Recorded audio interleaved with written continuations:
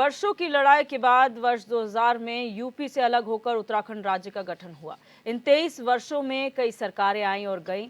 राज्य आंदोलनकारियों का सपना पूरा हुआ या नहीं, ये चर्चा का विषय है, लेकिन मौजूदा वक्त में स्थायी निवासी और मूलवासी पर चर्चा हो रही है। इन सबके बीच धामी सरकार ने एक आदेश जारी किया है, जिसमें कहा गया कि अब मूल निवासी प्रमाण पत्र धारकों को स्थायी निवास प्रमाण पत्र की जरूरत नहीं है। तो क्या ये कहा जाए कि प्रमाण पत्र का पंगा खत्म हो गया?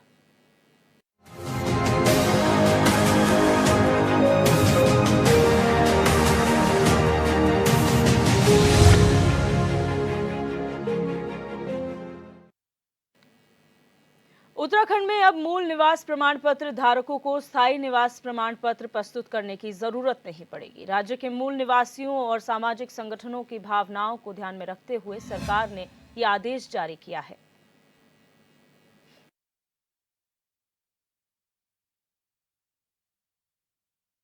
देखिए, चूंकि अनेक स्थानों पर आज भी जहां लोग जाते हैं तो मूल निवासियों को अनेक प्रकार से स्थायी निवास अन्य सर्टिफिकेट बनाने पड़ते हैं। और मूल निवास जिनके पास होगा, भविष्य में हमने अब व्यवस्था कर दी है और इसका सर्कुलर भी जारी कर रहे हैं कि जिनके पास मूल निवास हो वो सारी जो अन्य औपचारिकताएं हैं स्थायी निवास की, अन्य जो भी होती हैं, वो जो है स्वतः ही मान ली जाएंगी कि मूल निवास से ही वो कवर हो जाएंगे। हाँ, बहुत बड़ा विषय था क्योंकि इम्प्लीमेंट नहीं हो पा रहा था, लेकिन कड़ाई के साथ कल के आदेश के बाद अब जो है मूल निवास के विषय का इम्प्लीमेशन होगा और उसके लिए स्थायी निवास की आवश्यकता नहीं होगी। मैंने कल ही माननीय मुख्यमंत्री निर्णय को सराहा है और मुझे पूरा विश्वास है कि जो भ्रांतियां उत्पन्न करने का प्रयास था उसमें ब्रेक लगेगा। निवास के मामले में निश्चित रूप से भारतीय जनता पार्टी की सरकार ने उत्तराखंड के मूल निवासियों के हितों में कुठाराघात करने का काम किया, उनके अधिकारों को छीनने का काम किया है। आज जरूर मुख्यमंत्री ने अधिकारियों को निर्देश दिए हैं, मुख्यमंत्री जागे हैं, थोड़ा सक्रिय हुए हैं, क्योंकि जनवादी संगठनों ने और जन सरोकारों से संबंधित लोगों ने आंदोलन की चेतावनी दी थी। 24 को बड़ा धरना प्रदर्शन करने की बात की थी। आज मुख्यमंत्री ने कुछ कहा है। देखिए कितना बड़ा दुर्भाग्य है, जो यहाँ के मूल निवासी हैं, जो सदियों से यहाँ पर रह रहे हैं, उनको स्थायी निवास प्रमाण पत्र दिया जा रहा है, मूल निवास प्रमाण पत्र नहीं दिया जा रहा है। उनकी भावनाओं से खिलवाड़ किया जा रहा है, उनके अधिकारों का हनन किया जा रहा था इस सरकार में। और निश्चित रूप से आंदोलन होना चाहिए और अगर ये सरकार नहीं मानेगी तो सरकार के ईंट से ईंट भिजाने का काम भी करना चाहिए। और आज देखते हैं मुख्यमंत्री जी ने आदेश किए हैं, कितना उसमें सफलता मिलती है। तो मूल निवास का पंगा खत्म और जो प्रमाण पत्र का पंगा अब तक चल रहा था वो खत्म हो गया है, ये सवाल है, आज चर्चा का विषय भी है। तमाम मेहमान इस चर्चा का हिस्सा बन चुके हैं, उनका इंट्रोडक्शन आपसे करा देते हैं। हमारे साथ रविंद्र कुमार भाजपा प्रवक्ता जुड़ चुके हैं, मनोज रावत पूर्व विधायक कांग्रेस हैं, वीरेंद्र शर्मा राजनीतिक विश्लेषक हैं, डॉक्टर आर.के. पाठक वरिष्ठ नेता हैं सपा के, डॉक्टर पंकज पेनुली यूकेडी प्रवक्ता हैं और प्रदीप कुकरेती राज्य आंदोलनकारी फोन लाइन पर जुड़े हुए हैं। आप सभी मेहमानों का इस चर्चा में बहुत स्वागत है। सबसे पहले प्रदीप कुकरेती जी, ये जो आदेश जारी किया गया है मूल निवास को लेकर कि अब स्थायी प्रमाण पत्र की जरूरत नहीं, क्या कहेंगे इस पर? देखिए, निश्चित रूप में जिस प्रकार से जो पूरे तमाम राज्य में आंदोलनकारी मंच प्रारंभ से ही जो राज्य बनने के बाद से और बेसिकली जिन उद्देश्यों को लेकर इस राज्य की परिकल्पना की गई थी, लगातार आपने देखा होगा कि हम लोग 2012 से जब इसमें जो दिक्कतें पैदा हुई, जब मूल निवास जो प्रमाण पत्र बनते थे वो बंद कर दिए गए। अब वो किस अधिकारी के कहने पे गए, किस सरकार के कहने पे गए या किसी राजनीतिक दल से, ये मतलब समझ से परे है ये बात। ये भी एक कहीं ना कहीं एक जांच का विषय जरूर है। निश्चित रूप में अगर सरकार ने कल एक चीज को मैं ये कहूंगा कि पहला कदम मैं स्वागत इसलिए कह रहा हूँ कि कम से कम सरकार ने या ब्यूरोक्रेसी ने ये तो माना कि मूल निवास, क्योंकि यहाँ सुविधाएं पैदा की जा रही थी, कई अलग अलग सफाई दे रहे थे। तो संपर्क यहाँ पर टूट गया है। मैं आपके पास आऊंगी रविंद्र कुमार जी, इतने समय से मूल निवास की मांग राज्य आंदोलनकारी कर रहे थे, उस पर एक छोटा सा कदम आप लोगों ने उठाया, क्या कहेंगे उस पर? शॉर्ट पे आपका वक्तव्य। अभी देखिए, भारतीय जनता पार्टी की सरकारें जहाँ जहाँ भी हैं या भारतीय जनता पार्टी के नेता हैं, जन भावनाओं को हमेशा से ध्यान रखते हैं। और जिस प्रकार से माननीय पुष्कर सिंह धामी जी ने इस तरीके की जन भावना को ख्याल रखते हुए मूल निवास को ही अब तमाम ऐसे विभागों में, योजनाओं में जो भी सरकार से संबंधित ऐसी जहां डॉक्यूमेंट के रूप में पेश किया जाता है उसको प्रामाणिकता मान लिए मूल निवास को स्थायी निवास का दर्जा प्राप्त हो गया। जी। और इसको लेके बड़ी गंभीरता से और त्वरित फैसला करते हुए माननीय मुख्यमंत्री जी ने इसको कह दिया है कि इसे तुरंत जो है तत्काल प्रभाव से लागू करने के लिए इसकी अधिसूचना जारी करने के लिए अधिकारियों से पूरा जो है निर्देश दे दिए हैं। और देखिए मैं एक बात और कहूँगा दिव्या जी कि जिस प्रकार से भारतीय जनता पार्टी की सरकार है वो सदैव से हम किसी अहम को नहीं, हम किसी मतलब कोई घमंड में नहीं, हम लगातार लोगों के बीच में और लोगों का काम करने के लिए सरकार में बैठे हैं। लेकिन कुछ ऐसे तत्व थे, कुछ ऐसे लोग थे जो इसकी आड़ में एक तरीके से एक भूमिका ऐसी बनाना चाह रहे थे सरकार के खिलाफ। कहीं ना कहीं ऐसे लोगों की योजनाओं पे जरूर विराम लगेगा और एक लंबे समय से जो मांग थी उसको माननीय पुष्कर सिंह धामी जी ने, एक युवा नेता ने, युवा मुख्यमंत्री ने, मैं जितनी प्रशंसा करूं इस कार्य के लिए माननीय मुख्यमंत्री की वह थोड़ी है। और हृदय की गहराइयों से तमाम हमारे जितने भी मूल निवासी भाई बहन हैं उनको लिए एक हर्ष का विषय है कि हमारी जो एक लंबे समय से मांग थी वो कहीं ना कहीं पूरी हुई है। बिल्कुल। मनोज रावत जी, शॉर्ट में आपका वक्तव्य जानना चाहूंगी, क्या कहेंगे जो फैसला, जो आदेश जारी किया गया है उसे लेकर? देखिए, ये तो आदेश ऐसा लग रहा है कि हुजूर बड़ी देर कर दी आते आते। 7 साल से इनकी सरकार है इस समय। रविंद्र जी कह रहे हैं कि हम लगातार जनता में काम करते हैं। रविंद्र जी को तो छोड़ दीजिए, हमारे छोटे भाई हैं। इनके आदरणीय अध्यक्ष जी महेंद्र भट्ट जी, उनका वक्तव्य मैंने सुना, वो भूल गए कि 7 साल आप अपनी राजनीतिक असफलता और इससे बड़ा राजनीतिक असफलता का और समाज के प्रति चैतन्यहीनता का उदाहरण मुझे कहीं दुनिया में नहीं दिखेगा कि 7 साल से आप सरकार में थे, हर बार हर तरफ से आवाज़ उठ रही थी। और 7 साल नहीं, राज्य बनने के बाद 17 साल से और राज्य बनने से पहले 89 से लगातार भारतीय जनता पार्टी की सरकारों ने उत्तराखंड या उत्तर प्रदेश के पर्वतीय क्षेत्र से पर राज किया है। इनके विधायक रहे हैं। जब राज्य बना तो सिर्फ 1 या 2 विधायक विपक्षी दलों के थे और ये कहते हैं साहब हम जनता के बीच में रहते हैं, हम जनता के काम करते हैं। अभी तो मुझे जो लग रहा है बड़े तारीफों के पुल बांध रहे हैं। अगर इनके नेताओं से पूछ दिया जाए कि मूल निवास और स्थायी निवास में क्या अंतर है और कौन सा प्रमाण पत्र जारी हो रहा है, ये बताने की स्थिति में नहीं है। सच बात तो ये है कि ये लड़ाई सिर्फ निवासों की नहीं होनी चाहिए। यहाँ के निवासियों के जो अधिकारों का हनन हो रहा है, जो मैं देख रहा हूँ कि नर्सें तक राजस्थान की आ रही हैं। कैसे आ रही हैं कि एक नर्सिंग विभाग का एक सेक्रेटरी, जिसको कहते हैं कि साहब रजिस्ट्रार, वो राजस्थान का होता है और 90% नर्सें उत्तराखंड के, मैं पर्वतीय इलाके की बात नहीं कर रहा हूँ, हम पूरे उत्तराखंड की बात कर रहे हैं। लक्सर भी आता है जिसमें, जसपुर भी आता है और जिसमें मेरा माणा मलारी भी आता है और धारचूला भी आता है। 90% नर्सिंग ऑफिसर आप लोगों की, जनता के बीच रहने वाली सरकार में राजस्थान की भर्ती हो जाती है। तो यहाँ का बच्चा जाएगा कहाँ? ये देखिए, ये मूल निवास की लड़ाई कहाँ पर से आ रही है। जब लोग ये समझ रहे हैं कि हम राज्य बनने के बाद, जिसकी अवधारणा अलग राज्य की अवधारणा थी, हमारा देवभूमि एक अलग राज्य बनना था जिसकी खूबसूरतियां थी, जिसमें पहले आशंकाएं व्यक्त करी गई कि इस वर्ग से, इस क्षेत्र से अन्याय होगा, लेकिन अब जब हम सब एक दूसरे को समझ चुके थे, आज यहाँ के निवासियों के लिए रोजगार नहीं रह गए। एक से एक तरीके, यहाँ की जमीनों को बेचने के तरीके, जितनी निर्लजता पूर्वक यहाँ की जमीन है। मैं तो कह रहा हूँ मूल निवास क्या, जो भू कानून में पिछले 18 के बाद जो परिवर्तन हुए हैं, देश के इतिहास में ऐसा कोई शासक, ऐसा कोई राज्य नहीं है जहां निर्लजता पूर्वक, जैसे पुराने जमींदार अपनी जमीनें अपने नशे के लिए, अपने कामों के लिए बेचते थे, ऐसा हुआ है। तो ये लड़ाई मूल अधिकार से आगे, अब मूल अधिकार इसका, ये देखिए, भू, इसका कोई अर्थ नहीं रह गया कि आप मूल निवासी हैं या आप स्थायी निवासी हैं, जो आप लोगों ने कानून बनाया है। और मुझे लगता है कि राजनीतिक लोग यहाँ के राजनीतिक लोग नौकरशाहों के कुचक्र में, उनके कुजाल में फंस गए हैं, ठीक। और उनके कुजाल में फंस करके, और ये क्या शासनादेश है, इसका कोई वैल्यू नहीं है। डॉक्टर पेनुली, आप क्या कहेंगे, क्योंकि यूकेडी इस पर एक राज्य आंदोलनकारियों के साथ आप लोगों का आंदोलन भी है 24 तारीख को, आप यही मांग उठा रहे हैं, क्या इस आदेश से आप लोग संतुष्ट हैं?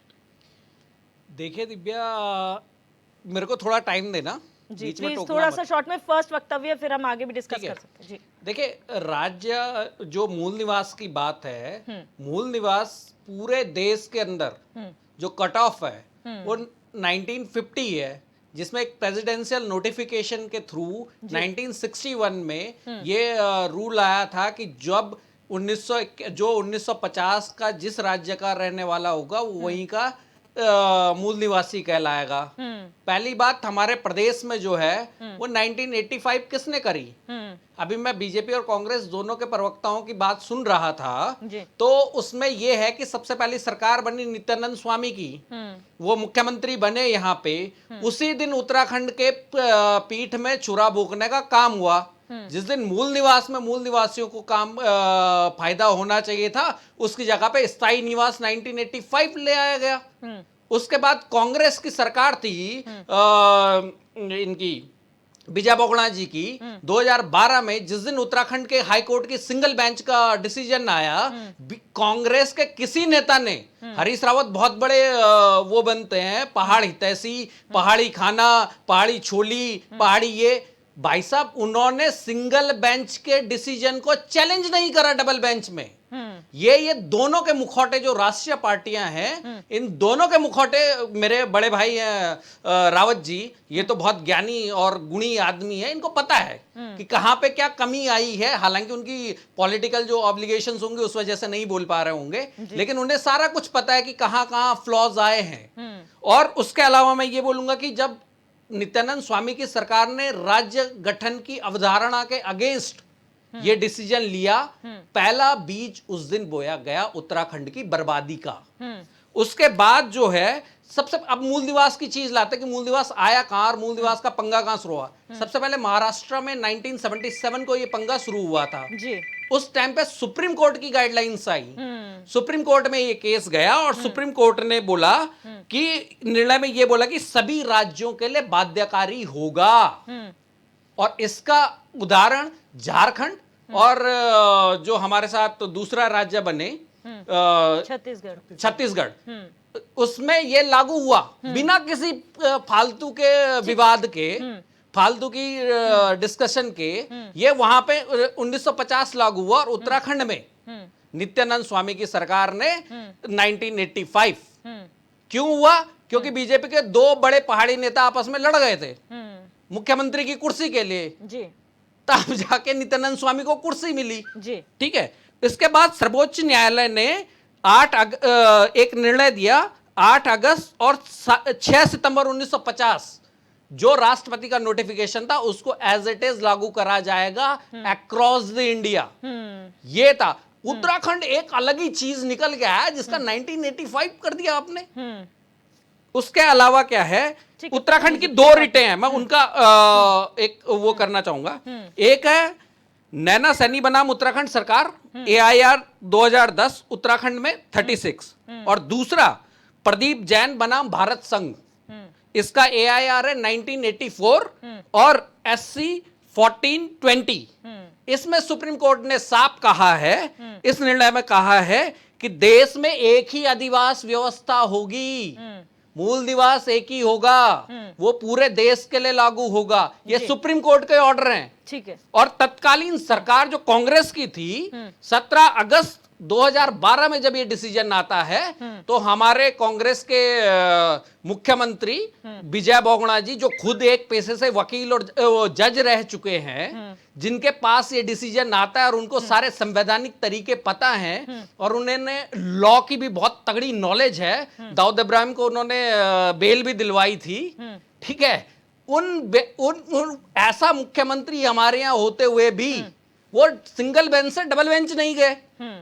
तो ये जो दोनों राष्ट्रीय पार्टियां हैं, ये राज्य के भी विरोधी रहे हैं और मूल निवास के भी विरोधी रहे हैं। आज जब उत्तराखंड का युवा जगा, आज जब उत्तराखंड के लोग जगे, जो ढपली हम 2000 से बजाते थे, आज 2023 में जब उत्तराखंड के युवाओं ने, महिलाओं ने, सामाजिक संगठनों ने वो 24 तारीख को बजाने का निर्णय लिया, तो इन सरकारों की कायरता को छिपाने के लिए और उसको मिसगाइड करने के लिए हमारे मुख्यमंत्री ने एक नोटिफिकेशन निकाला, भैया ये बताओ कि ये तुमने हटाया कि स्थायी निवास दिखाने की जरूरत नहीं है, क्या हम अलग देश का कानून लगेगा यहाँ?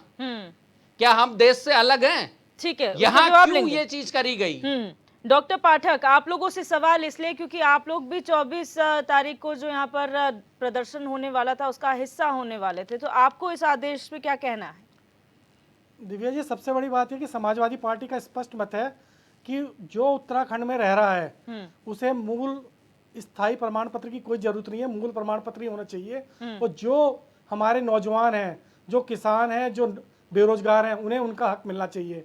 जब से ये लागू हुआ है स्थायी प्रमाण पत्र की वजह से केवल कह दिया गया कि आपके 15 साल आपको उत्तराखंड में निवास होना चाहिए। मैं पैनुली जी की बात, 15 साल का है, 85 कोई डेट नहीं है। 2000 में हमारे प्रदेश का गठन हुआ था, उससे 85 जोड़ा गया। आज 2023 में अगर आपको करो तो 15 साल बैक चले जाओ, तो भी वो कह रहे हैं कि आपको स्थायी प्रमाण पत्र मिल जाएगा। मूल प्रमाण पत्र ये है कि आप अब यहाँ पे रह रहे हो, उनको चाहिए मूल प्रमाण पत्र। मेरा आज भी मानना है जो यहाँ रह रहे हैं उन्हें कोई प्रमाण पत्र की आवश्यकता नहीं। अगर आप यहाँ के बासिंदे हैं, यहाँ रह रहे हैं, यहाँ आपका ऐसा नहीं है कि आपके पास मकान होना चाहिए।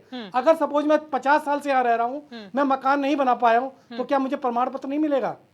मैं आपके, क्योंकि आज हमारे पे रविंद्र जी भाजपा के प्रवक्ता है, रूलिंग पार्टी के हैं, तथा कांग्रेस के हमारे मनोज जी बैठे हुए, रावत जी, एक बात पूछना चाहता हूँ कि अगर मेरे पास मकान नहीं है तो क्या मुझे प्रमाण पत्र नहीं मिलेगा? इसके कारण भाई बहुत हमारे पास ऐसे हैं जो पहाड़ में, जिनके पास अपने पास जमीन नहीं है, तो उन्हें क्या प्रमाण पत्र नहीं मिलेगा? जिसके कारण क्या हो रहा है कि हमारे पास बाहर के, आप देखिए ना, सचिवालय ले लो, विभाग, बिजली विभाग ले लो, कहीं ले लो, आप जाओ भी वैकेंसी निकलती है, 90% आदमी कहाँ का आ जा रहा है? मैदानी वर्ग का आ जा रहा है, राजस्थान का आ जा रहा है, जैसे बता रहे नरसिंह के आ गए, पंजाब के आ गए। जब कोई आपके यहाँ, बस आपके पास मकान होना चाहिए, 15 साल की यहाँ हो, आपको स्थायी प्रमाण पत्र बन जाएगा। अगर आप 4 साल भी रह रहे हो, अगर आपके पास कोई जुगाड़ है तो आप तो भी मिल जाएगा आपको। ये भी कह रहा है अगर किराए पे कोई रह रहा है तो उसको भी अगर मालिक दे दिया, तो हमारा कहना यह है कि बेरोजगारों को अपने प्रदेश के, जिस तरीके समाजवादी पार्टी की एक स्पष्ट मत था कि एक परिकल्पना थी कि हमारा उत्तराखंड प्रदेश का गठन हो। रमाशंकर कौशिक 1994 में हमारी पार्टी ने एक समिति बनाई थी रमाशंकर कौशिक की, जिसने सर्वे किया था। सर्वे में लिखा था कि हमारे पहाड़ के नौजवानों, पहाड़ के किसानों, पहाड़ के को सबको रोजगार मिले, उनको हक मिले। इसके वजह से हमने क्या करा, हमारी एक स्पष्ट विचारधारा थी कि उनको यहाँ के बेरोजगारों को, यहाँ के रहने वालों को, बासिंदों को मौलिक अधिकार मिले। लेकिन क्या हुआ, भाजपा और कांग्रेस की सरकार, दोनों की सरकारों ने सत्ता का राज किया और अपने वोट बैंक को इकट्ठा करने के लिए पूरी की पूरी डेमोग्राफी बिगाड़ दी है। आप ये जो कह रहे पैनुल जी, स्थायी प्रमाण पत्र क्या होता है मेरे को बताइए? स्थायी प्रमाण पत्र, मूल प्रमाण पत्र, रावत जी ने बोला क्या डिफरेंस होता है? भाई मेरे पास एक प्रमाण पत्र है कि मैं यहाँ का वासी हूँ, क्या आप किस तरह बताओगे कि मैं मूल प्रमाण पत्र मेरे पास है? मैं बता रहा हूँ सरकार से, रविंद्र जी एक बात हमें क्लियर कर दें अपनी बात से कि भाई आप ये दिखा दीजिए, मैं आपको मूल प्रमाण पत्र है आपका, मैं आपको यहाँ का बासिंदा मान लूंगा। ठीक है, मैं जवाब लूंगी इसका, लेकिन वीरेंद्र शर्मा जी आपका विश्लेषण क्या कहता है कि ये ऐसे समय पर हो रहा है ये आदेश जब चुनाव सिर पर है, और मेरे ख्याल से कोई असहजता नहीं चाहती है सरकार की, क्योंकि अगर 24 तारीख को जो प्रदर्शन होने वाला था उससे काफ़ी अशांति होती और काफ़ी डिस्टर्बेंस होता, तो शायद उसको कम करने के लिए एक कंट्रोल था। बिल्कुल दिव्या जी, देखिए आपने बहुत सही सवाल पूछा। देखिए मुख्यमंत्री जी का नोटिफिकेशन जारी करना इसके विषय में, ये कहीं ना कहीं आगामी चुनाव को देखते हुए उनके ऊपर एक प्रेशर ज़रूर बनता। अगर सामाजिक संगठन और अलग अलग पार्टी के कुछ लोग धरना प्रदर्शन करते आगामी 24 तारीख से, तो ज़रूर बीजेपी थोड़ा सा इस पे नुकसान में जाती। उस चीज़ को ओवरकम करने के लिए मुख्यमंत्री जी ने एक टेम्परेरी इसका एक सल्यूशन निकालने की सोची है, परंतु हम चाहते हैं कि इसका एक परमानेंट सल्यूशन हो। देखिए गलतियां अब किससे हुई है, किसने की है, ये बता पाना बहुत मुश्किल है, ठीक है।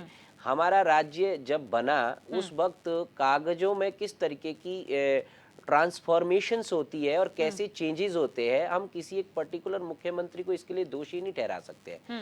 ये चीजें जब हम यूपी के साथ जुड़े हुए थे तो वहां से यहाँ तक के जो हमारे कानून है, जो हमारे कागजात हैं, उनको चेंज करने के लिए जो कुछ भी उस टाइम कानूनी प्रक्रियाएं चलती थी, उस वक्त ना तो देखिए आम जन को मालूम था उतना, और ना ही हमारे नेता गणों को इतनी जानकारी होगी कि भाई आप क्या, जो भी उस टाइम सत्ता में रहे होंगे उनको उसकी जानकारी जरूर रही होगी, परंतु काम उन्होंने भी किया। ऐसा नहीं है कि उन्होंने नहीं किया होगा कि उन्होंने, लेकिन 85 की बात, मैं आपकी बात का जवाब देता हूँ पैनल जी। आप ठीक कह रहे हैं कि आप कह रहे हैं कि 85 किसने ऐड किया। 15 साल हमारे यहाँ नियम ये है कि अगर हमारे यहाँ कोई 15 साल से रह रहा है तो और उसकी कोई जमीन है या कुछ उसने मकान बना रखा है तो वो यहाँ का स्थायी प्रमाण पत्र हासिल कर सकता है, ठीक है। परंतु नहीं नहीं देखिए मेरी बात सुनिए, क्यों है गलत? डोमिसाइल आप बना सकते हैं, 15 साल रह लीजिए आप, आपका डोमिसाइल बन जाएगा यहाँ पे, राष्ट्रपति का नोटिफिकेशन। लेकिन वो बात ठीक है, 1950 वाली बात आपकी ठीक है, मैं बताऊं, परंतु लेकिन एक चीज सुनिए ना, मेरा उस पे भी ऑब्जेक्शन है।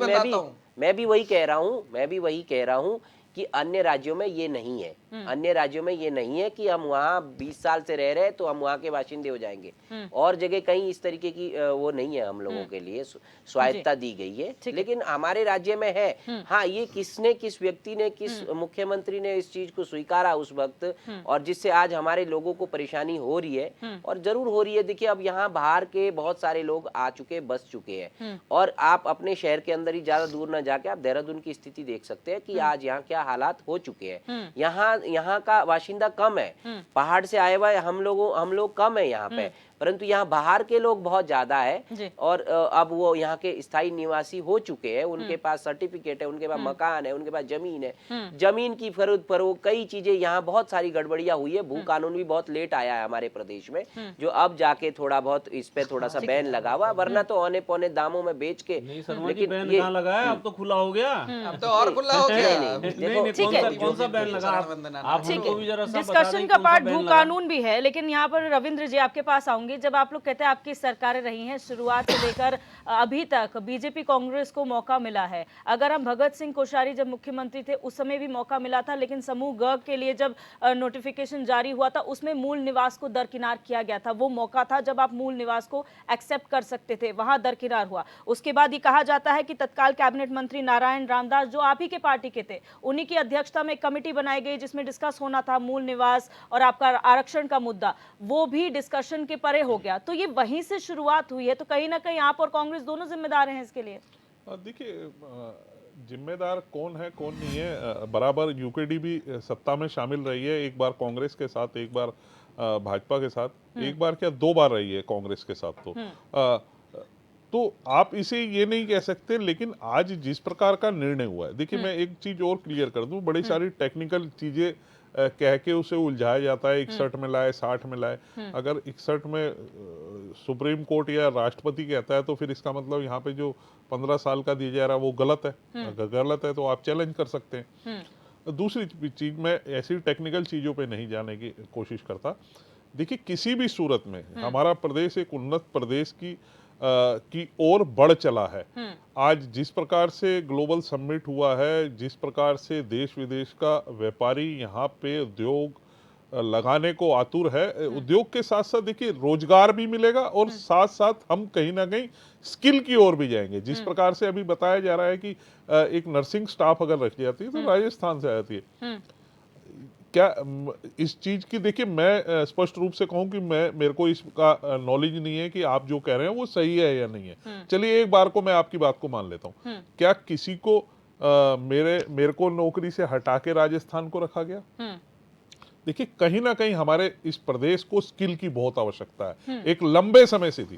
जब हमारे यहाँ पे बाहर से आके उद्योग लगेगा, लेकिन कैसे स्किल्ड होंगे जब 2023 में भी मूल निवास का मुद्दा उठ रहा है? सर आप ये बताइए कि 2023 में आप डेवलपमेंट की बात करते हैं, ग्लोबल इन्वेस्टर समिट की बात करते हैं, ये बता दीजिए कि नर्सिंग जो स्टूडेंट हैं क्या यहाँ पे है? नहीं देखिए यहाँ के बच्चे योग्य नहीं। मैं इस चीज में, देखिए मनोज कितने बच्चे मनोज जी, मैं उसी बात पे आ रहा हूँ भाई साहब। आप एक सम्मानित विधायक भी रह चुके हैं और एक बढ़िया व्यक्ति हैं। मैं सिर्फ इतना कहना चाह रहा हूं कि क्या किसी को क्या कोई ऐसा मामला है कि इसे ना रख के जो मेरे को रखना चाहिए था, मेरे अधिकार को छीन के इसे रख लिया गया। अगर ऐसा सुन लीजिए,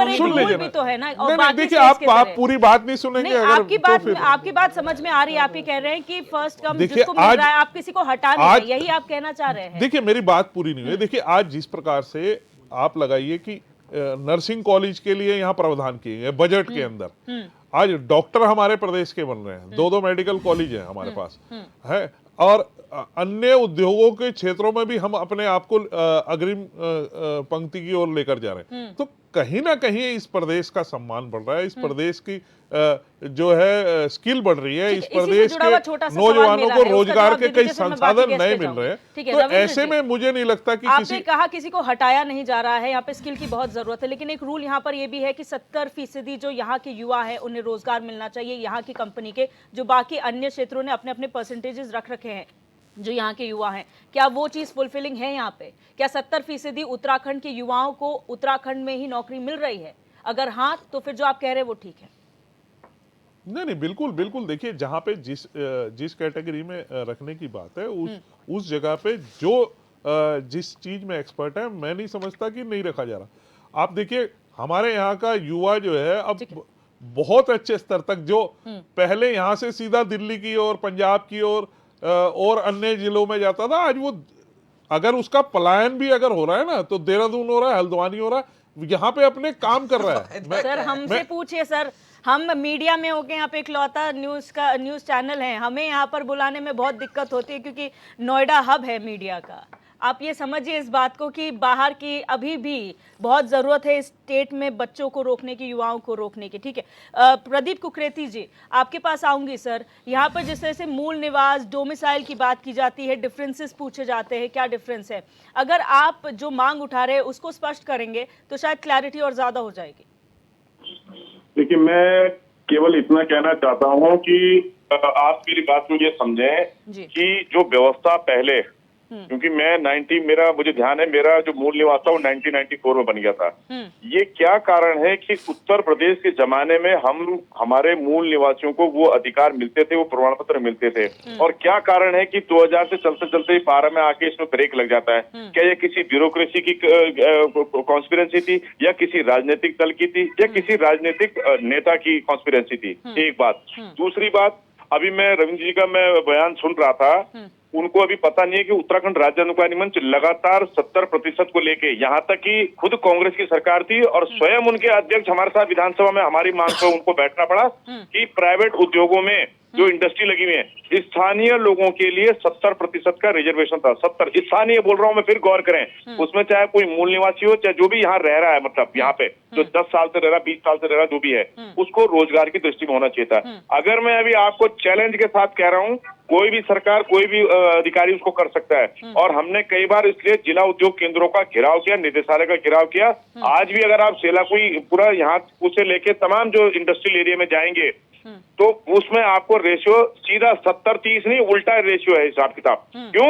वहाँ ठेकेदारी प्रथा चल रही है। हमारे यहाँ के लिए वैसे कहा जाता है कि एजुकेशन का हब है, जब नौकरी लगने की बारी आती है तो कहते हैं कि आपके पास टेक्निकल अभी नहीं। अभी मैं आपकी राजस्थान की मैं बात सुन रहा था, एम्स में कम से कम जो है समूह, केंद्र सरकार में भी ये व्यवस्था है कि समूह ग में जो है वो स्थानीय यहाँ का आदमी होता है, और स्टेट में बाहर की एजेंसियां आ रही है, यहाँ तक कि जिन्होंने ठेका लेना है वो भी बाहर की एजेंसियां यहाँ पे आ रही है। मतलब हमारा राज्य बनने का मकसद क्या था? 42 लोगों ने अगर शहादत दी है, या हमारे जैसा नौजवान अगर 94 में भी सड़क पे था और आज भी हम सड़क पे हैं, तो क्या हमने मतलब गुनाह कर दिया इस राज्य की लड़ाई में प्रतिभाग करके? या हमारी जो तमाम मात्र शक्तियों ने चौका छोड़ के आए? ये केवल मुझे लगता है कि जैसे मैं नोट कर रहा हूँ कि कल मुख्यमंत्री ने जो किया, मैं उसको पॉजिटिव वे में ये कहना चाह रहा हूँ। मेरे साथी कुछ मेरे से बल्कि उन्होंने कहा भी कि तुम उसकी तारीफ क्यों कर रहे हो, मतलब इसका स्वागत क्यों कर रहे हो, लेकिन मैं उसको दूसरे पक्ष में कहना चाह रहा हूँ कि जो लोग हमारी बात को इग्नोर कर रहे थे, माननीय मुख्यमंत्री ने कम से कम एक आदेश ये तो निकाला कि मूल निवास कोई व्यवस्था थी यहाँ पे, उसको स्वीकार्यता तो आई ना उनके उसमें। तो मैंने ये कह रहा हूँ, मैं आपके चैनल के माध्यम से कहना चाह रहा हूँ कि पहला कदम स्वागत योग्य है कि आपने मूल निवास को कहा कि जिनका है वो यथावत रहेगा, उनको ये नहीं कहा। अब मैं ये कहना चाह रहा हूँ कि सरकार शीघ्र इसमें दूसरा कदम उठाए कि जो हमारे जो नौनियाल हैं, जो आज नौलियालों की बात समझ में देर से आई, हम कब से उन्हें जगा रहे हैं इस बात को। हमने तो 2012 में ही बहुत बड़ा जुलूस निकाल दिया था, हमने तो अभी अगस्त में भी बहुत बड़ा जुलूस निकाल दिया था। अब ये फिर जो है, जब संस्कृति कर्मी से लेके तमाम इसमें पूर्व सूचना आयुक्त से लेके वो लोग इसमें शामिल होंगे, तमाम वो जनमानस इसमें शामिल हो रहा है, वो समझ रहा है बात को। और कट ऑफ डेट जो स्थायी के नाम पे यहाँ जो खेल खेला गया कि मेरा बिजली का बिल ले जाओ और फर्जी वहां लिख के दे दो कि मैं 20 साल से किराएदार हूँ, वो मतलब यहाँ स्थायी निवास बन के आज वो जो है रोजगार पे टाका डालने का। और आप दोनों को कैसे कंपैरिजन कर देंगे? मूल का मतलब मूल होता है। आप मुझे जरा तमिलनाडु में सर्विस लगा के दिखाओ, मैं मानता हूँ आपको बात। आप मुझे आंध्र प्रदेश में जॉब लगा के दिखाइए, आप मुझे महाराष्ट्र में जॉब लगा के दिखाइए, आप सिक्किम में जाके दिखाइए, आप हिमाचल में जाके दिखाइए। मुझे ये बताइए ना कि ये सारे प्रयोग उत्तराखंड में क्यों होते हैं? इको सेंसिटिव जोन, मूल निवास, इसके लिए राजधानी यहाँ ना बनाना, इंडस्ट्रियल उसके लिए, एक एक चीज के लिए केवल अधिकारियों के प्रमोशन के लिए आप ऐसा वो करते हैं। ये दोहरी जो जिस प्रकार का जो दोगलापन जो होता है ना, उससे हमारे अंदर कहीं ना कहीं इस बात का जो क्षोभ व्याप्त हो रहा है और जनता में आक्रोश है। मैं फिर उम्मीद कर रहा हूँ कि माननीय मुख्यमंत्री ऊर्जावान है, युवा है, उनका जिस प्रकार से केंद्र सरकार से लेकर उत्तर प्रदेश सरकार के साथ जो समन्वय बना हुआ है, उनको चाहिए कि वो समय रहते वो एक इतिहास लिख सकते हैं इस चीज को पार करते हुए। और वो जो नौजवान हैं जो इधर उधर जाने को मजबूर हो रहे हैं, वो हम अपने लोगों को यहाँ पे दो दें। और मैं सबसे बड़ी बात मैं आपको बता रहा हूँ मैडम, कि मूल निवास को अगर ये ढंग से इंप्लीमेंट करेंगे, अपने जिलों में, अपने ब्लॉकों में जो भर्तियां निकलेंगी, उनकी जो कंडीशन लगेगी, जो मूल निवासी होगा उसको शिक्षा में, मूल निवासी होगा उसको जो है क्लरिकल में, मूल निवासी होगा उसको, वो जब वहां रहेंगे तो उससे पलायन भी रुकेगा वहां पे। आप ये देखिए ना।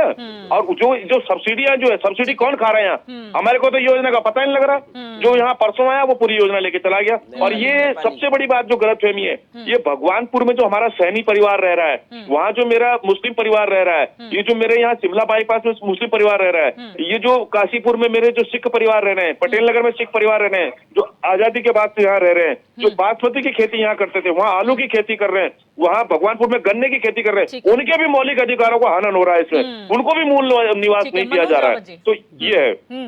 मनोज रावत जी, आप लोग आरोप लगा देते हैं, लेकिन यहाँ पर सवाल अपनी जगह, आपकी भी सरकारें रही हैं, तो मंशा पर आप सवाल उठाते हैं भारतीय जनता पार्टी के। क्या आपको लगता नहीं कि स्टेप तो ले लिया है ना, अब आगे वेट कीजिए, आगे समर्थन कीजिए विपक्ष के तौर पर? नहीं, तो आप ये कहें कि हम इनके सब कामों का देखिए, पहली बात आप इसको समझिए कि कहाँ पे जरूरत पड़ी। अभी ये हमारे यूकेडी के साथी, उन्होंने काफ़ी हमको सुप्रीम कोर्ट के डिसीजन सुनाए, प्रेसिडेंशियल जो नोटिफिकेशन था वो बताया। देखिए अंतर कहाँ से पड़ता है। आप कहेंगे कि क्या स्थायी मूल निवासी के राइट्स और स्थायी निवासी के राइट में क्या अंतर है? देखिए अंतर पड़ता है। जो ये महाराष्ट्र वाला जो वाद आपने बताया, मूल निवास का प्रश्न देश के जो सुप्रीम कोर्ट में गया, महाराष्ट्र वाले वाद में गया। देखिए बात वहाँ पर होती है कि जब हमारे अनुसूचित भाइयों की बात होती है। अब आप कहेंगे अनुसूचित की क्या बात होती है? देखिए मैं एक जाति का नाम ले रहा हूँ, मीणा। मीणा जाति राजस्थान में शेड्यूल्ड ट्राइब है, लेकिन अन्य राज्यों में अलग अलग उसका स्टेटस है। अंतर कहीं पर नहीं आता है। इसको कोई नहीं कर रहा बात, इस बात को कोई नहीं कर रहा है कि कुछ जो शेड्यूल्ड हमारी जातियां हैं उनके राइट्स कहाँ पर, मूल निवास की बात कहाँ पर आएगी? आप ये बताइएगा। आपके हाई कोर्ट ने डिसीजन दे दिए हैं, आपके समूह गौ तक की नौकरियां, पीसीएस और सबऑर्डिनेट सर्विसेज, तो आप देश का कहीं भी कोई आपका अप्लाई कर सकता है उत्तराखंड में। अब तो आपका समूह गौ में भी कोई अप्लाई कर सकता है। वो आपके राजनीतिक लोगों की इच्छा शक्ति होनी चाहिए कि आप अपने रिक्रूटमेंट के रूल्स कैसे बनाएं। आप बरसात में 5 किलोमीटर पैदल चलने का वो करिए ना, तब देखें कि कौन आता है। और पर्वतीय क्षेत्र में करें उसको। मैंने अपने सामने एक डिप्टी कलेक्टर को अपने विधायक रहते हुए काली मठ में नदी पार करते हुए नहीं देखा, जबकि पुल लगा हुआ है, अच्छा खासा पुल है। और बाद में वो डिप्टी कलेक्टर 7 महीने 8 महीने कहाँ चले गए, किसी को याद नहीं कहाँ चले गए थे। तो ऐसे लोगों को यहाँ की सेवा करने की क्या जरूरत है? देखिए अंतर जो महाराष्ट्र वाली रीट आई थी, वो अंतर शेड्यूल्ड ट्राइब्स के कारण आई थी कि शेड्यूल्ड ट्राइब्स, क्योंकि अलग अलग राज्यों में अलग अलग जातियों को शेड्यूल्ड ट्राइब्स या शेड्यूल्ड कास्ट का स्टेटस दिया गया था। वो है एक तो अंतर वहां पर आता है। दूसरा 70% वाली बात आ रही है। सब लोग कह रहे हैं साहब 70% नहीं दिया जा रहा, 70%। और क्यों नहीं दिया जा रहा उसका भी मैं कारण देखिए।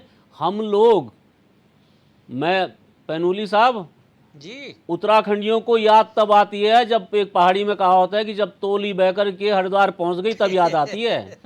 अब आप ये कहिए क्यों 70% दिया जा रहा है? देखिए 70% इसलिए नहीं दिया जा रहा है, आपके नौकर साहब बहुत चंट चालाक हैं और आपके राजनेता कानून की बहुत कम जानकारी रखते हैं। देखिए देश में एकमात्र प्रदेश में, मैं उस प्रदेश का नाम नहीं लूंगा, वहां पर रीजनल पार्टी की गवर्नमेंट थी, वहां पर इसके लिए कानून आया है। अभी तक कि आपका 70% स्थानीय लोगों को आरक्षण देने वाला जो आप सब दावा कर रहे हैं वो क्या है? नोटिफिकेशन है। नो जी, जियो गवर्नमेंट ऑर्डर है। गवर्नमेंट ऑर्डर उद्योग विभाग का अगर गवर्नमेंट ऑर्डर होता है, दूसरा विभाग नहीं मानता, उसका वैल्यू नहीं होता है। कानूनी रूप से आपको अगर मजबूत कानून जिसमें कानून का उल्लंघन करने पर सजा का प्राविधान भी होता, अगर 70% रखा जाता, उस कानून को आपकी किसी भी पार्टी की सरकार है, हम लाए ना, हमने कई प्राइवेट मेंबर बिल लाए, पिछली बार लाए, सरकार में नहीं थे हम, प्राइवेट मेंबर बिल लाए। और इस प्रदेश देखिए, इस कानून का काम होना चाहिए। अब यहाँ तो प्रॉपर्टी डीलर चाहिए आपको, आपके प्रॉपर्टी डीलर सारे जो चुनाव लड़ रहे हैं, कानून बनाने पर विधानसभा में बात नहीं होती। जिस भू कानून की बात कर रहे हैं आप साहब, भू कानून में जो बेचने का कानून हुआ उस दिन हम अकेले बोले पूरी विधानसभा में। आप इस चीज को पूछे ना कि क्यों नहीं 70% हो रहा, क्यों नहीं आप सरकारें कानून क्यों नहीं ला रही जिसमें सजा का प्राविधान हो। देखिए जब तक कि इस प्रदेश में ऐसा कानून नहीं आता, और रविंद्र जी आज उत्तराखंड के युवा, उत्तराखंड का व्यक्ति NSA भी है, आपके प्राइम मिनिस्टर ऑफिस में, आदरणीय मोदी जी के ऑफिस में मुझे जो लगता है 5 या 7 उत्तराखंडी हैं। जो आपके CDS डिफेंस का जो CDS जो लगातार 2 बने उत्तराखंडी हैं। आज वैज्ञानिक उत्तराखंडी हैं। उत्तराखंड के लोगों ने आज नहीं, आजादी के समय से अपनी राजनीतिक, प्रशासनिक, वैज्ञानिक और अन्य सारी सामाजिक प्रतिभाओं का पूरे देश में प्रदर्शन किया है। तो वहां के लोगों से आप इस चीज के लिए आप ये मत समझिए कि साहब सॉफ्टवेयर इंजीनियर थे या नर्सेज नहीं हैं। अगर आपको आंकड़े चाहिए तो नर्सिंग काउंसिल में आप जाकर के पता कर लें कि कितने बच्चे हमारे यहाँ नर्सिंग पढ़े हुए हैं और सब अच्छे अच्छे स्कूलों से पढ़े हैं, कितने बच्चे हमारे। लेकिन क्या है कि उत्तराखंड की परिस्थितियां हमने ऐसी बना दी है कि जो उत्तराखंड की प्रतिभाएं देश भर में प्रतिभाओं का कौशल करती हैं। अभी उद्यान विभाग की बात चली, आप उद्यान को सबसे बड़ा आप सेक्टर मानते हैं। मैं उद्यान के कुछ अधिकारियों को जानता हूं जो उत्तराखंड के हैं और जो बेहद प्रतिभाशाली हैं। यहाँ पर से 200 मीटर दूर पर रहते हैं, उनका प्रयोग नहीं हो रहा है। यहाँ तो ठेके में कंपनियों को काम दिया जाएगा। डॉक्टर पेनुली, आप लोग 24 तारीख को जो प्रदर्शन करना चाह रहे थे, आप रविंद्र भाई का ले लीजिएगा। रविंद्र भाई देखिए, माननीय मनोज जी ने बहुत अच्छी बात कही। मैं किसी भी उसमें ये नहीं कहा कि मैंने कि उत्तराखंडीय के लोग का वर्चस्व या उत्तराखंड के लोगों की क्षमताएं कम है। मैंने सिर्फ ये कहा था मनोज भाई कि मेरे पास आपने जो कहा कि नर्सिंग को हटा के नर्सिंग राजस्थान से ले आए, मेरी जानकारी में नहीं है अभी। लेकिन अगर किसी को हटा के मेरे यहाँ के मूल, सुन लीजिए ना, सुन लीजिए ना, मेरी बात पूरी होने दीजिए। देखिए अगर आपके पास कोई प्रमाणिकता है ऐसी कि भाई ये हमारी मूल निवास थी, ये हमारे यहाँ की रहने वाली थी, इसे हटा के राजस्थान से ले आए, तो देखिए ये आप ऐसे कह के ना डिबेट को उलझाए नहीं, लोगों के बीच में जो है वर्गलाने की कोशिश कर रहे हैं। कि वो बच्चा मनोज जी आप बहुत सम्मानित है। मैं तो जानता है कि देखिए आप सिर्फ वर्गलाने का, भटकाने का, अटकाने का, लटकाने का, मनोज जी देखिए आप कांग्रेसियों की ये नियति बन चुकी है। आप चीजों को उलझा के बताने की कोशिश करते हैं। आप सरल तरीके से बताइए ना। हाँ, मैं कह रहा हूं कि यहाँ के लोगों को पूरा अधिकार मिलना चाहिए, लेकिन क्या अधिकारों को छीन के दूसरों को दिया जा रहा है? अगर ऐसा है तो आप बताइए। कोई प्रदर्शन कर रहे थे, अब क्या मान लिया जाए इस आदेश के बाद? जैसे प्रदीप कुकरेती जी ने कहा है कि एक पॉजिटिव एंड तो है कि आपने कम से कम स्टेप तो लिया, हम चाहते हैं कि जल्दी से जल्दी हो जाए। तो आप लोग वो 24 वाला आइडिया ड्रॉप कर रहे हैं या अभी भी ऑन है? नहीं, आइडिया तो ऑन है, गेम इज ऑन। गेम 1950 का है, हमें 1950 चाहिए तो चाहिए। अब क्यों मैं ये कह रहा हूं कि 1950 चाहिए, आप उत्तराखंड का राज्य पुनर्गठन विधेयक उठा के देखिए, उसकी धारा 24 और 25 उठा के देखिए, उसकी अनुसूची 5 और 6 उठा के देखिए, उसमें मूल निवास का जो प्रावधान है वो वही है जो सुप्रीम कोर्ट का ऑर्डर है उसके अंदर है। लेकिन ये सरकारों की गद्दारी की वजह से, इन सरकारों की कमियों की वजह से हमारा जो मूल निवासी है वो आज सफर कर रहा है। और ये चीज हम सन 2000 से बोल रहे हैं, लेकिन जनता आज उसको लेके एकजुट हुई है, जनता आज उसकी लड़ाई को लड़ना चाह रही है। तो हमारा तो मुद्दा है, हम तो इसको गेम ऑन ही रहेगा, हमारा तो 2000 से ऑन है। दूसरी बात, महाराष्ट्र में उसी फैसले में सुप्रीम कोर्ट ने एक और लाइन बोली थी कि यदि कोई व्यक्ति रोजगार, व्यापार या किसी अन्य प्रयोजन से यदि कोई व्यक्ति किसी अन्य राज्य या क्षेत्र में रहता है तो वह उस राज्य का मूल निवासी नहीं माना जा सकता। तो जो अभी मेरे बड़े भाई रावत जी बात कर रहे थे मूल निवास और स्थायी निवास की, तो बेसिक फंडामेंटल जो डिफरेंस है वो यही है कि अगर आपको भारत के संविधान के अंदर आजादी है, किसी भी राज्य में जाओ, रोजगार करो, घूमो फिरो, रहो, अधिवास करने की भी है, लेकिन वो उस राज्य का मूल निवासी नहीं माना जाएगा। ये दो डिफरेंस है। अब मैं बात करता हूं रविंदर भाई की। रविंदर भाई कह रहे थे कि क्या किसी का छीन के हमने किसी को दिया, किसी का छीन के किसी को दिया। देखो, पहली बात तो मैं बीजेपी से एक्सपेक्टेशन रखता नहीं हूं कि वो इस बात को समझेंगे, क्योंकि जिनकी खुद की कैबिनेट में 4 कांग्रेसी हो तो वो दूसरे के हक पे कैसे चिन जाता है। या तो बीजेपी इस पीड़ा को बहुत अच्छे से समझती है या उन्हें फर्क नहीं पड़ता है। जिस कॉन्ट्रैक्चुअल जॉब के लिए ग्रुप सी और ग्रुप डी के अंदर जो भी वो थे वो मूल निवासियों को मिलने चाहिए थे। और ये director principle of state policy के अंदर, कॉन्स्टिट्यूशन का एक director principle of state policy है, उसके अंदर संविधान ने राज्य को ये पावर दी है कि वो चाहे किसी विशेष क्षेत्र, जाति या फिर विशेष वर्ग के लिए एक रिजर्वेशन कर सकती है। और तो इसमें ग्रुप सी और ग्रुप डी आता है। तो नर्सिंग की भर्ती ग्रुप सी में होती है। और रविंदर भाई कह रहे थे कि हमारे पास अगर स्किल की जरूरत है, मैं इनका बताना चाहूंगा 10 से ज्यादा कॉलेज तो सरकार के हैं जिनके अंदर नर्सिंग होती है। गवर्नमेंट कॉलेज और प्राइवेट कॉलेजों की भीड़ है। 10 तो उनके हैं। और उसके बाद देखो, मैं एक चीज और बोल के इसको करना चाहूंगा कि जैसे अभी बहुत सारी चीजें आ रही थी, बहुत सारी बातें आ रही थी, तो या तो किसका दोष है? दोष है सरकारों का। और अभी बात आई थी कि यूकेडी भी सत्ताओं में थी, निश्चित तौर से यूकेडी सत्ताओं में थी और यूकेडी ने भू कानून लाने का काम करा था, क्योंकि हमारे पास धारा 371 नहीं है, हम शेड्यूल 5 के स्टेट नहीं है, इसलिए हम उस परिधि को कम कर सकते हैं। हम 250 वर्ग मीटर पे लाए थे उसको। जब अगर सत्ता में हम थे तो हमने पब्लिक और स्टेट इंटरेस्ट का काम करा है। हमने पटवारी रिफॉर्म लाया है, जो हमारी पटवारी व्यवस्था थी, पटवारी व्यवस्था के अंदर पटवारी रिफॉर्म लाया है और अमीन के अंदर अमीन रिफॉर्म लाए हैं। तो जो प्रदेश हित में काम थे, जितना यूकेडी के पास था, यूकेडी ने वो अपने टाइम पे करने की कोशिश करी है। और क्योंकि जनता ने हमें केवल जितना वो दिया था समर्थन और जितना हमें आदेश दिया था, उस हिसाब से यूकेडी की कैपेसिटी में जितना था यूकेडी ने करा है। बिल्कुल। तो यूकेडी की मंशाओं पे शंका न उठाए। डॉक्टर पाठक, आप लोग कहते हैं समाजवादी पार्टी इसका समर्थन करती है। सर माफ कीजिएगा, लेकिन आप लोगों पर आरोप लगे मुजफ्फरनगर कांड जैसे। अब आप ये कहते हैं, ठीक है राजनीति अपनी जगह है, लेकिन अब आप कहते हैं कि हम चाहते हैं इस राज्य के मूल निवासी को मिले, तो आप किस तरीके से जनता के बीच में जाएंगे? क्योंकि यूकेडी यहाँ का क्षेत्रीय दल है, आपके राज्य आंदोलनकारी है, समाजवादी पार्टी अपने आप को कैसे स्टैब्लिश करेगी इस आंदोलन में? दिव्या जी, सबसे पहली बात तो यह है, मुजफ्फरनगर कांड पे हम सब पे दोषारोपण किया गया, जिसके लिए माननीय मुलायम सिंह यादव जी ने अपनी गलती मानी भी थी। अगर हमारा मनसा उत्तराखंड गठन का न होता तो हम कौशिक समिति का निर्माण ना करते।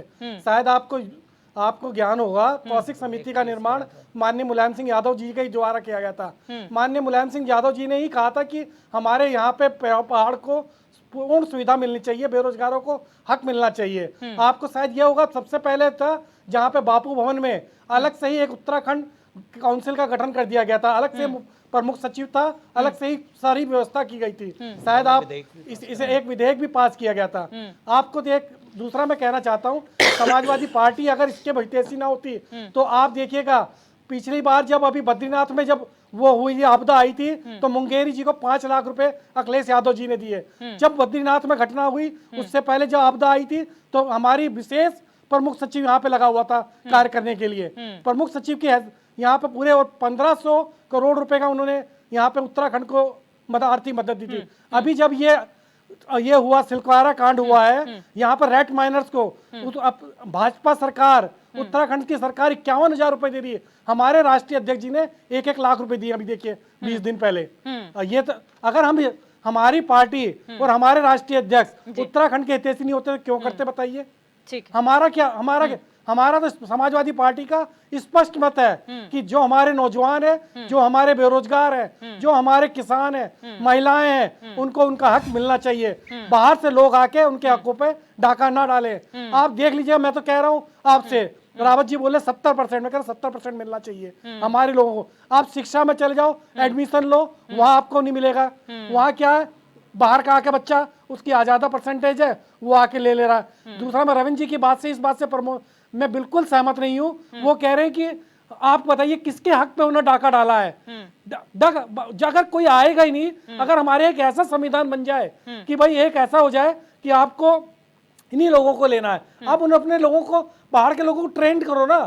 अगर जो नहीं आ पा रहा है, आप दूसरे से वहां से एक्सपर्ट बुला लिए तो हमारे स्टेट के लोगों को क्या होगा, बेरोजगारों का, नौजवानों को क्या होगा। तो हम तो समाजवादी पार्टी चाहती है कि उन लोगों को, सबको उनका हक मिले। वीरेंद्र शर्मा जी, इतनी सारी बातें हुई, सब राजनीतिक दलों से जुड़े हुए हैं, कहीं ना कहीं इससे लिंक्ड भी हैं, लेकिन अगर निष्पक्ष होकर देखा जाए तो फायदा किस में है? जो अभी हो रहा है उसको एक पॉजिटिव साइन देखें या मूल में जाना पड़ेगा, जड़ में जाना पड़ेगा, तब प्रॉब्लम रिजॉल्व होगी? देखिए, मूल में जाना हम भी चाहते हैं कि हो ऐसा, परंतु अब सरकारों के लिए ये मुश्किल काम भी है, क्योंकि अब जिन लोग जो यहाँ पे बस चुके हैं उनको आप कैसे बाहर करेंगे? आप खुद बताइए। अगर हम 1950 में जाना चाहते हैं, चलिए पैनुली जी ने कहा कि हम ये आंदोलन जारी रखेंगे। भाई साहब, भारत का संविधान बोलता है, ठीक है, राष्ट्रपति का नोटिफिकेशन बोलता है, परंतु पूरे भारत में एक नियम है। अच्छा, आप ये बताइए, पर एक चीज है, अब आप ड्रेन आउट भी तो नहीं कर सकते ना उन लोगों को। अब जो तो कौन कह रहा है मूल निवास 1950 लागू करो, ड्रेन आउट अपना फिल्टर हो जाएगा, हमें किसी को करने की जरूरत थोड़ी है। नहीं, देखो, और क्यों ना करे, क्यों दे हम अपना हक दूसरे को? नहीं, वो क्यों दे हम अपना हक दूसरे को, बताओ। वो ठीक बात है। 42 लोग हमारे मरे, बाहर के नहीं मरे। बात पूरी करें, मैं 42 शहादतें दिए इस प्रदेश के लिए, फ्री में नहीं मिला है। 1961 राज्य पुनर्गठन आयोग में नहीं आया है ये। डॉक्टर पेनुली, प्लीज उन्हें अपनी बात पूरी करने दीजिए। 94 में हमारे साथ जो मुजफ्फरनगर में हुआ, उसके लिए हम अपना हक छोड़ दें? ठीक है, क्या बात करते हो? अगर यहाँ के बुद्धिजीवी वर्ग इस तरीके का बात करेगा तो हमारे हक कहाँ जाएंगे? ठीक है, प्लीज अपनी बात पूरी करें। देखो, दो बातें हैं। अब जैसे मैं पाठक जी की बात सुन रहा था, तो पाठक जी कह रहे हैं कि यहाँ आके एजुकेशन, देखो ये सारी चीजें फिर समझनी होगी। हमारे पास कानून भारत का भी है, अब हमें एजुकेशन लेने का अधिकार पूरे देश भर में है। अगर हम भी होनहार है, हम दिल्ली के एक टॉप कॉलेज में एडमिशन ले सकते हैं। वो ऐसा नहीं है कि हम लोग उसमें, हमारे लिए अलग अलग सीटें, यहाँ पे भी है रिजर्वेशन, यहाँ भी है रखा हुआ कि 85% यहाँ के लोगों को दिया जाएगा जो सरकारी है, और 15% बाहर वालों के लिए छोड़ दिया जाता है। तो लेकिन अब ये नहीं है कि किसी को आप ये रोक नहीं सकते कि बाहर का बच्चा आके यहाँ से एजुकेशन नहीं ले सकता है। वो ले सकता है, वो हमारा राइट है। वो तो फिर आपको भारत के संविधान में भी संशोधन करने पड़ेंगे। फिर अब आप बोलेंगे कि नहीं, कि जिस राज्य का वो वही संविधान में है ये चीज, directive principle of state policy, वो दोनों को समझना पड़ेगा आपको। देखिए, डायरेक्टिव प्रिंसिपल आपको समझने पड़ेंगे, और फंडामेंटल राइट भी है कुछ, उसको भी हमें समझने पड़ेंगे। देखिए, अगर आप ये बात एक तरफी करेंगे कि मैं डायरेक्टिव स्टेट्स ऑफ प्रिंसिपल को समझ रहा हूँ, इधर हमारे फंडामेंटल भी, हमारा अधिकार है शिक्षा लेना, किसी का भी अधिकार है, किसी भी पूरे देश में कहीं पे भी आप ले सकते हो। फंडामेंटल राइट किसी का वो नहीं वायलेट नहीं हो रहा है। नहीं, देखो ये बहुत पेचीदे पॉइंट है, आपको इसे समझना पड़ेगा। देखिए, जो चीजें हो चुकी है, अब उसको आप ड्रेन आउट नहीं कर पाएंगे, परंतु आगे के लिए तो इस तरीके से प्रावधान करिए। सरकार से हमारी ये गुजारिश है कि वो आगे के लिए इस तरीके से करे कि हमारा जो मूल निवास है उसमें जो भी करेक्शन करने हैं, जो भी उन्होंने आगे लॉज रखने हैं, उसमें कम कम से कम आगे से तो रुके चीजें। अभी तो अब देखो, अब आप भू कानून है क्या, आपने फिर इसके लिए क्यों आंदोलन नहीं किया पेनुली जी? कि जो हमेशा हुआ। नहीं, आप अगस्त में थे नहीं क्या? नहीं मैं था, आप अगस्त में थे नहीं क्या? मैं था, मेरी बात सुनो आप। ठीक है, फिर आपने please, इस short बात में के लिए please, क्यों नहीं किया कि रविंद्र जी। जिन्होंने मकान बना के उनके मकान गिरा दो और यहाँ से भगा दो उनको। अब भू कानून जो हमारा अब का उसके हिसाब से ही रहेंगे।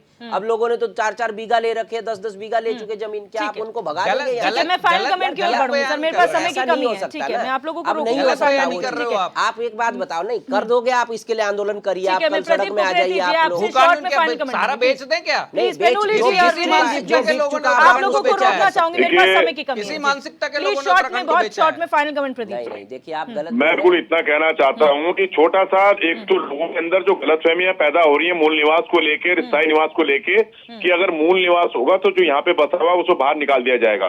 भारत में कोई भी नागरिक कहीं भी जाके रह सकता है, रोजगार सकता है, व्यापार कर सकता है, कुछ भी चीज कर सकता है। ये सीधी सी बात ये। मूल निवास का मतलब ये, मैं फिर बार बार कह रहा हूँ, केरला, तमिलनाडु, आंध्र प्रदेश, मराठा, सिक्किम, हिमालय, हिमाचल, कहीं भी 371 का जो पैटर्न है उसके प्रारूप पे सरकार को काम करना पड़ेगा, ताकि हमारे जो मूल अधिकार, जो हमारे जो है, जो हमारे हक हकूक हैं, उससे जो नौकरियों का जो अधिकार है, जो अभी रावत जी जैसे कह रहे थे, इंडस्ट्री के अंदर 70% स्थानीय वो कोई भी व्यक्ति हो सकता है। मैंने फिर कह रहा हूँ, इसमें हिंदू, मुस्लिम, सिख, ईसाई जो जहां बसा हुआ है उसको उसका मूल अधिकार मिलना चाहिए, मूल निवास का प्रमाण पत्र उसको जारी होना चाहिए। ठीक है, वीरेंद्र शर्मा जी, बहुत शॉर्ट में फाइनल कमेंट सर। मेरा यही कहना है कि सरकार को आगे के लिए ठीक ढंग से प्रावधान करने चाहिए।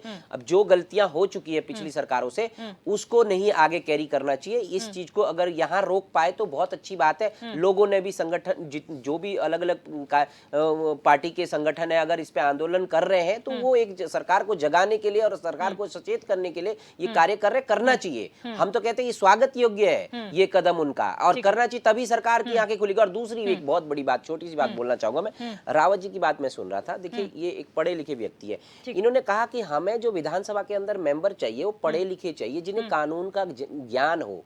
और हमें, हमारे यहाँ ब्यूरोक्रेट ज्यादा चलाते हैं, हमारे यहाँ तो प्रॉपर्टी डीलर सच में पढ़े हुए हैं, उन्हें पता ही नहीं है, उन्हें इतना पता सरकार ने सरकारी योजना लाई, अब इसमें तिकड़मबाजी कैसे करूं मैं, अपने आदमियों को काम कैसे दिलाऊं। डॉक्टर पेनुली, ये सबसे ज्यादा हो रहा है आजकल। बहुत शॉर्ट में फाइनल कमेंट सर, समय की कमी है मेरे पास। देखिए दिव्या, जो आज मुख्यमंत्री को सद्बुद्धि आई है उसके लिए उनको धन्यवाद।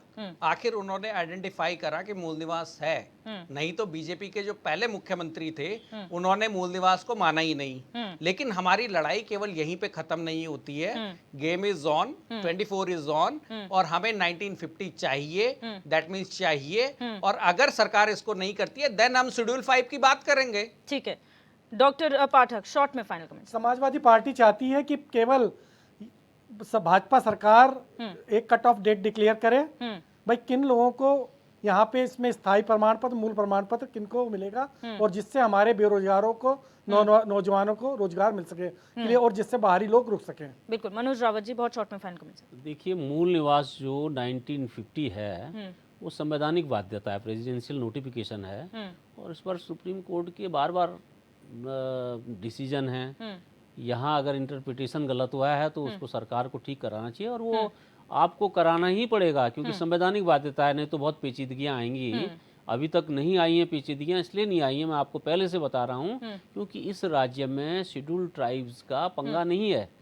अगर ये शुरू हो जाता है, यहाँ के शेड्यूल ट्राइब्स डिफाइन है, तो छोटा मोटा जो बेचारा कोई आ रहा होगा कहीं से, जो यहाँ स्थायी निवास होकर के यहाँ शेड्यूल ट्राइब अपने को घोषित करना चाह रहा होगा, वो कहीं कोर्ट में नहीं गया होगा, वरना ये बहुत पहले डिसीजन हो जाता। ठीक है, जो ये कह रहे हैं डिसाइड होने के लिए भी साहब डिसीजन चाहिए। लेकिन दूसरी बात, मैं एक चीज़ ये कह रहा हूँ कि हमको बहुत ज़्यादा, जो हम कह रहे हैं कि साहब जो इन शब्दों का प्रयोग नहीं करना चाहिए, अब हम एक राज्य के रूप में हरिद्वार से लेकर के उधम सिंह नगर से लेकर के और नीति माणा, मलारी और जौनसार, ये आप बैठे हैं, सब लोग देवधार के जो लोग बैठे हैं, ये हम सब एक हैं। हमको ऐसे शब्दों का बहुत कम प्रयोग करना चाहिए कि जिसमें राज्य है हमारा, हमने इस राज्य को स्वीकार किया है, रविंद्र कुमार जी, तो हमको किसी राज्य के वासी की भावनाओं को थोड़ा भी ठेस पहुंचे, हमको ऐसे शब्दों का प्रयोग नहीं करना चाहिए। और इस राज्य में जो आया है और जो 1950 से पहले रह रहा है वो मूल निवासी था, उस सब को हमको मूल निवास मानना चाहिए। और जो दूसरी समस्या जो आ रही है, जो पाठक साहब कह रहे हैं, बस मैं एक चीज बताना चाह रहा हूँ, जो पाठक साहब कह रहे हैं